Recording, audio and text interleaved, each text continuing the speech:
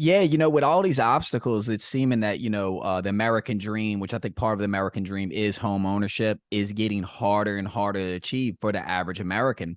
Now, if you're a W-2 employee, and let's say you find a single family residence, something that, is going to be your long-term house, you think is a good deal. What are you recommending people put down? What do some people say to 20%, some people say put as little down as you can. This is stuff that's really not taught in school. What's your kind of thoughts on that?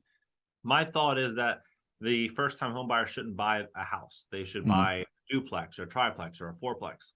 The goal of the first investment should be for that first investment to be a vehicle to move you forward in life.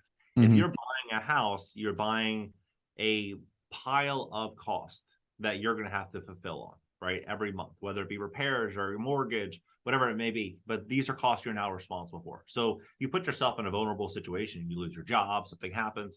But if you buy a triplex or a fourplex, these are all considered residential. You can still put the same down payment down as you would a house, but now you have options. You have 2 or 3 tenants that can help offset some of these costs. And believe it or not, a duplex, triplex, fourplex, these properties are priced within striking distance of what a house would be priced at. So at least in a lot of markets. So right now, you're also going to see a situation where a lot of mom and pop investors are going to be offloading some of these properties.